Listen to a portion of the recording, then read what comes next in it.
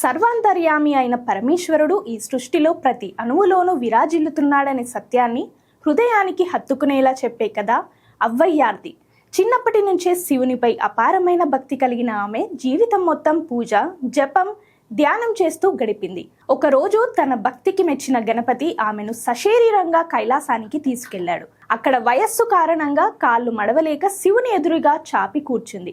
ఆ దృశ్యాన్ని చూసిన పార్వతీదేవి ఆశ్చర్యపడి అలా చేయవద్దని అవ్వయ్యారుకు సూచించమని శివుడికి చెబుతుంది. ఆమె పరమ భక్తురాలు. ఆమెకు తానేమి చెప్పలేనని, కావాలంటే నీవు చెప్పి చూడు అని అంటాడు మహాదేవుడు.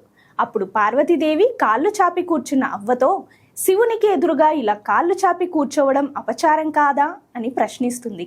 అవ్వయ్యార్ చిరునవ్వు నవ్వి శివుడు లేని చోటు చూపిస్తే అటువైపు తాను కాళ్ళు చాపి కూర్చుంటానని చెప్పి అన్ని వైపులకు కాళ్ళు చాపుతుంది. ఎటువైపు కాళ్ళు చాపితే అటువైపు శివుడు ఉండటం చూసి ఆశ్చర్యపోతుంది పార్వతీదేవి. అవ్వయ్యార్ భక్తిని అర్థం చేసుకుని సంతోషిస్తుంది. ఈ కథ మనకు ఒక స్పష్టమైన సందేశం ఇస్తుంది. దేవుడు కేవలం ఆలయంలోనే కాదు, మన హృదయంలో, మన చుట్టూ ప్రతి చోట ఉన్నాడు. కాబట్టి పూజలో నియమాలు, ఆడంబరాల కంటే మనసులోని భక్తి, విశ్వాసం ముఖ్యమైనవి. అవ్వయ్యార్ చూపిన ఈ మార్గాన్ని అనుసరించి నిజమైన భక్తితో జీవిస్తే శివుని కృప ఎల్లప్పుడూ మనతోనే ఉంటుంది.